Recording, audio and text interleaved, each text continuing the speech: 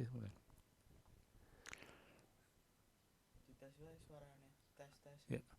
Assalamualaikum warahmatullahi wabarakatuh. Anak-anakku semuanya, untuk hari ini kita adalah pertemuan yang kedua untuk pelajaran matematika. Untuk ini hari eh, yang kedua ini kalian memasuki operasi penjumlahan dan pengurangan bilangan bulat.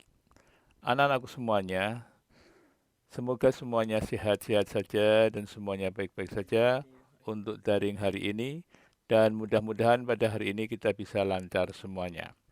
Anak-anakku semuanya, untuk ini sudah kami sediakan slide-slide-nya. Ada 11 slide anak-anak yang kalian bisa mengikuti pada hari ini dan semoga semuanya berjalan dengan baik. Anak-anak semuanya siapkan buku kalian untuk mempelajari materi pada hari ini. Materi pada hari ini saya ulangi adalah operasi penjumlahan dan pengurangan bilangan bulat. Marilah kita ikuti dan simak pada video dan slide berikut ini. Nah, anak-anakku di sini ada gambar yang menunjukkan gambar boneka. Tentunya di dalam pelajaran ke-13 kalian bisa mengamati apa toh gambar ini yang sebenarnya yang dimaksudkan. Oh, ada 3 boneka. Kemudian Mia mendapatkan hadiah sebanyak 4 boneka lagi. Berapakah boneka yang dimiliki oleh Mia sekarang? Nah, kemudian ada alternatif penyelesaiannya. Kita bisa menggunakan garis bilangan di bawah ini untuk memakai penjumlahan 3 ditambah 4. Karena Mia memiliki 3 boneka, maka dari titik asal 0 bergerak 3 satuan ke kanan. Kemudian karena mendapatkan 4 boneka lagi, berarti terus bergerak 4 satuan ke kanan. Coba lihat ini adalah garis bilangannya. Kalian sudah mempelajari mengenai bilangan bulat kemarin, bahwa bilangan bulat adalah kumpulan dari bilangan bulat itu adalah bilangan negatif, 0, dan positif. Jadi bisa kalian simpulkan sendiri kemarin dari hasil belajar untuk kegiatan 1.1 bahwa bilangan bulat adalah kumpulan dari bilangan negatif, 0, dan bilangan positif. Nah, pada gambar ini 3 ditambah 4 maka ditunjukkan titik asalnya adalah 0, maka bergerak ke kanan 3 langkah, yaitu 1, 2, 3. Kemudian dari 3 bergerak 4 langkah ke kanan. 1, 2, 3, 4. Nah, terakhir adalah di bilangan 7 atau angka 7 ini. Nah, berarti 3 ditambah 4, maka dalam garis bilangan ini didapatkan adalah nilainya adalah 7. Jadi, boneka Mia sekarang adalah 7 boneka. Baiklah, untuk berikutnya adalah slide yang kedua. Silahkan dilihat untuk slide yang kedua. Pada slide yang kedua ini, kalian bisa melihat untuk selisih bilangan.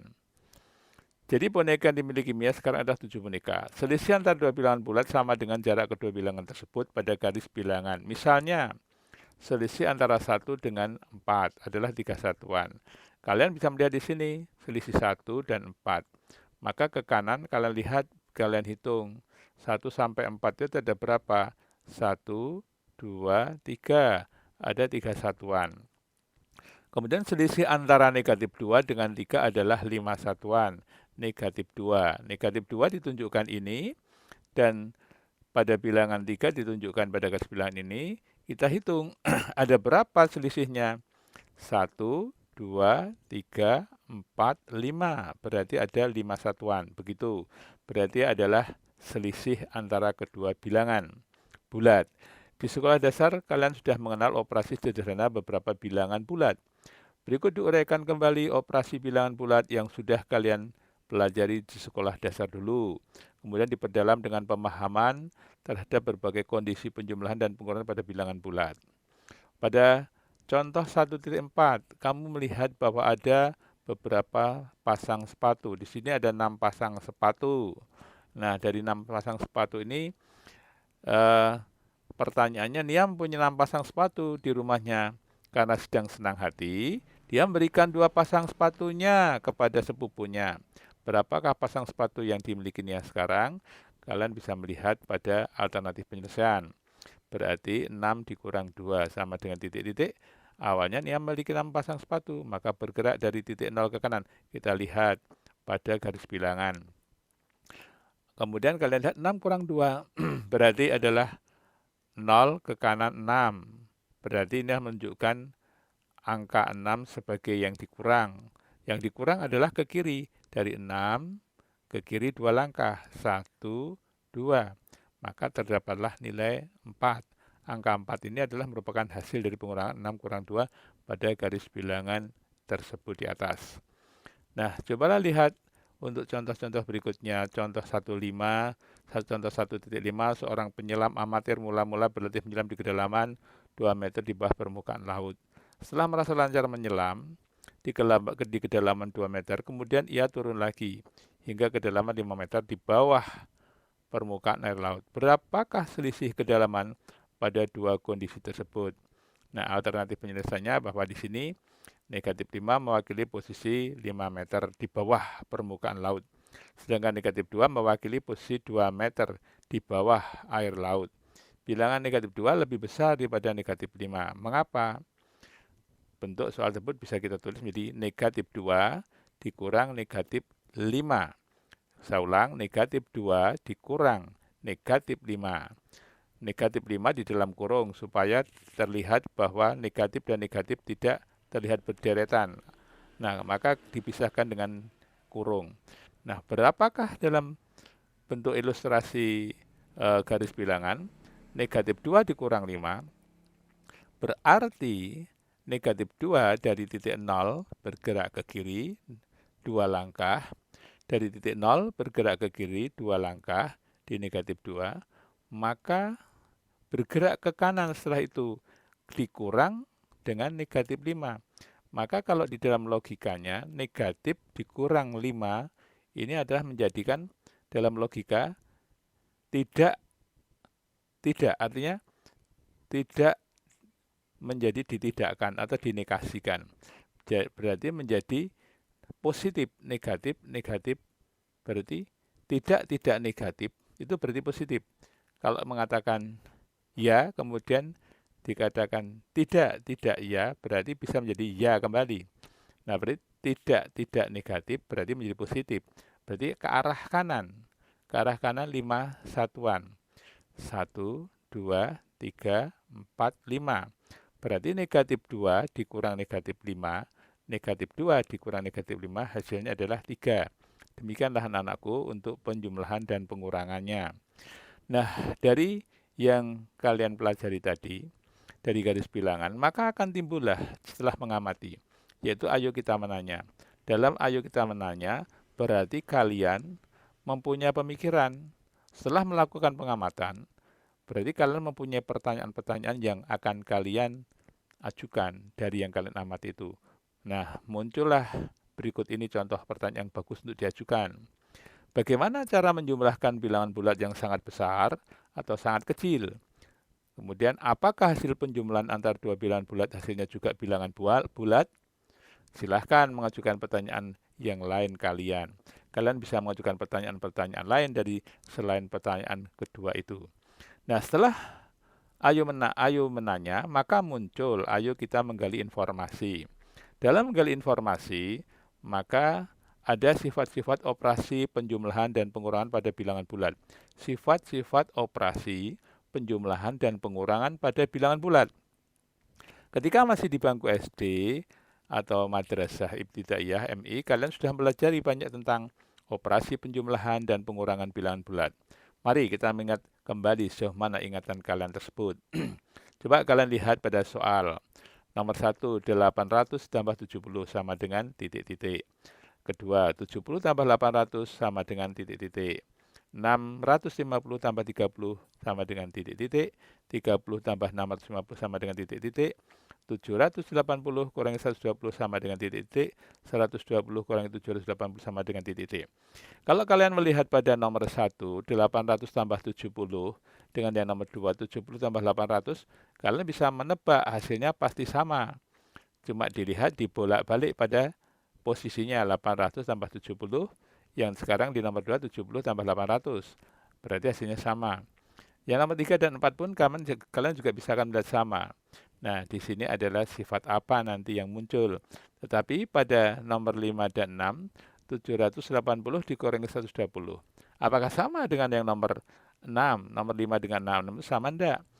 780 kurangi 120 sama dengan enggak dengan 120 dikurangi 780? Tentunya kamu menjawab, oh ternyata 780 dikurangi 120 tidak akan sama dengan 120 dikurangi 780. Dan contoh berikutnya. Tentu kalian dengan mudah menentukan hasil-hasil soal tersebut pada soal nomor 1 dan 2. Nah, silahkan kemudian kalian lihat slide berikutnya.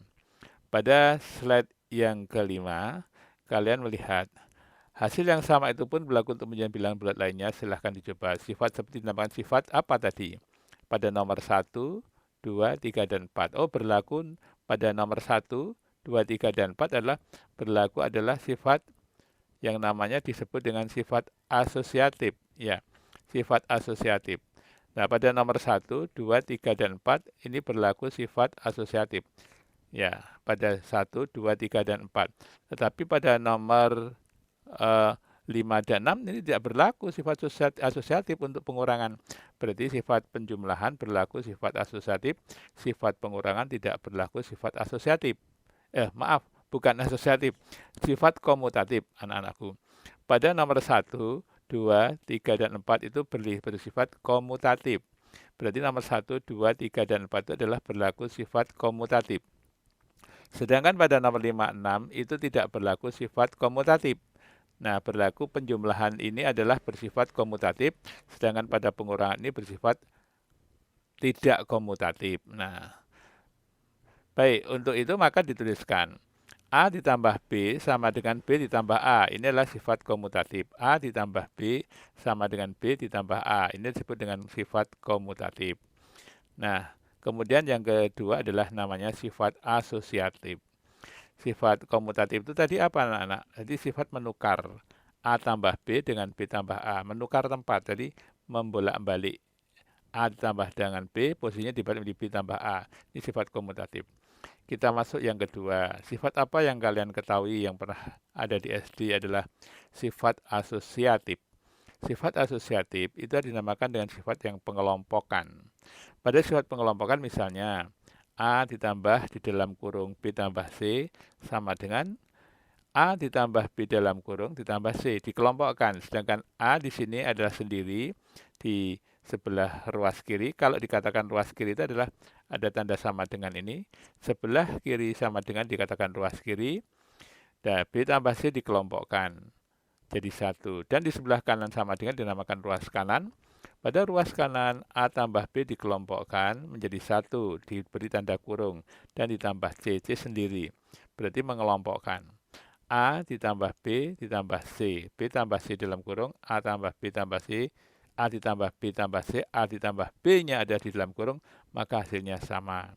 Bisa dilihat di sini. Pada contoh A 120, B 30, C 70.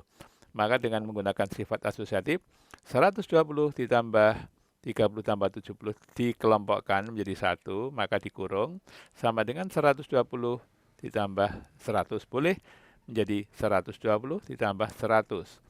Menjadi hasilnya 220. Sedangkan pada yang bawah, 120 tambah 30 dikelompokkan. Jadi 1 ditambah 70.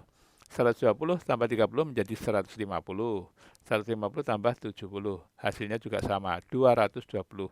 Inilah yang dinamakan dengan sifat asosiatif. Nah, untuk mengecek kebenaran sifat asosiatif nanti dan yang lain-lainnya bisa kalian lihat pada tabel berikut. Nah, disinilah ada tabel. Di sini ada A, B, C. A tambah B, B tambah A ditambah B tambah C. Ini adalah sifat asosiatif tadi, pengelompokan. Di sini A tambah B tambah C, B tambah C dalam kurung, ini juga sifat asosiatif. Ini dan ini adalah sifat asosiatif. Nah, pada tabel ini kalian bisa melihat A tambah B, B tambah A. Ini adalah sifat komutatif.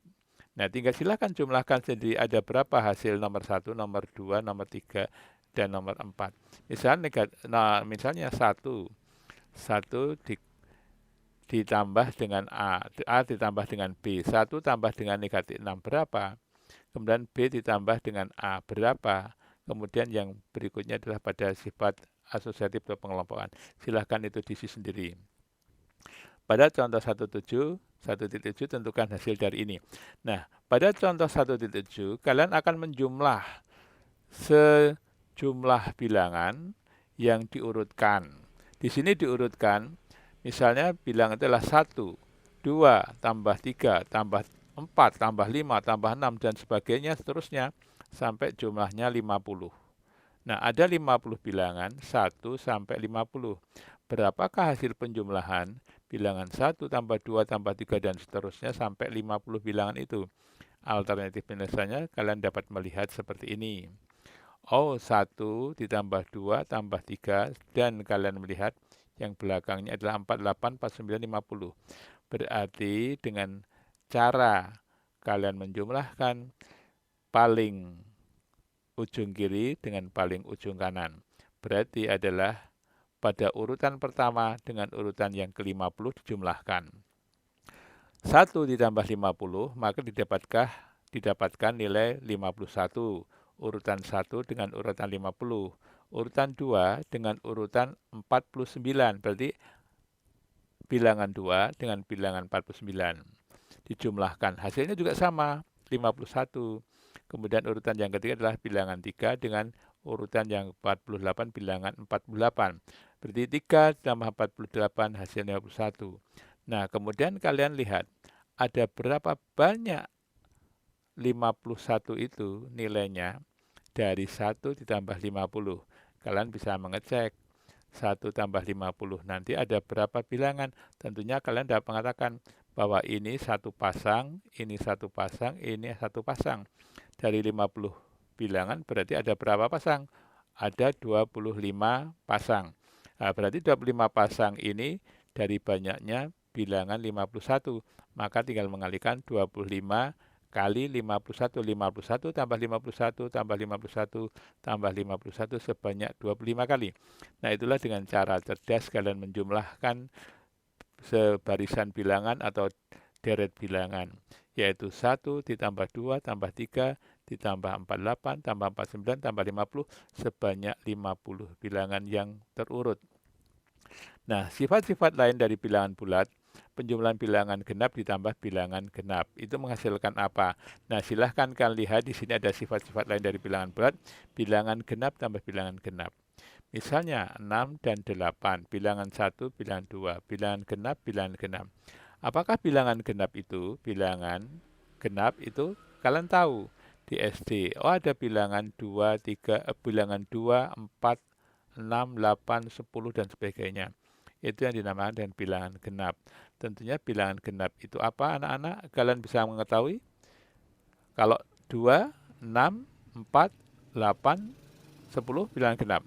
Bilangan genap kalian tahu di SD adalah bilangan yang habis dibagi 2, kan begitu. 6 habis dibagi 2, 8 habis dibagi 2. 6 tambah 8 hasilnya 14. Oh, genap. Kenapa genap? Ya, 14 dapat habis dibagi 2. Berarti kalau lawannya bilangan genap adalah bilangan ganjil. Kalau bilangan ganjil berarti bilangan bagaimana menurut kalian? Nah, silahkan. Di sini ada bilangan ganjil.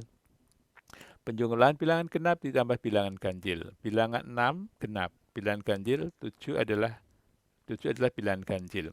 Berarti 6 ditambah 7 adalah hasilnya 13. Oh, berarti genap ditambah ganjil menghasilkan ganjil. Kalau tadi genap ditambah genap hasilnya genap. Sedangkan di sini adalah bilangan genap ditambah bilangan ganjil hasilnya ganjil. Itu adalah mengenai sifat yang lain. Nah, silahkan kemudian setelah menggali informasi, kalian masuk ke dalam Ayo Kita Menalar. Di dalam Ayo Menalar, ini kalian akan paham, oh iya, Setelah tadi pada tingkat mengamati, menanya, menggali informasi, berarti kita menalar. Ini adalah tahap-tahap dalam belajar K13. Nah, di sini kalian lihat ada beberapa hal yang kalian perlu tanggapi. Berikan tanggapan terhadap pernyataan-pernyataan berikut dengan kata selalu, tidak selalu, tidak pernah.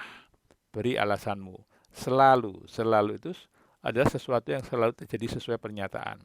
Tidak selalu, itu berarti adalah tidak terjadi sesuai pernyataan, tapi tidak selalu atau bisa berlaku untuk kondisi yang lain.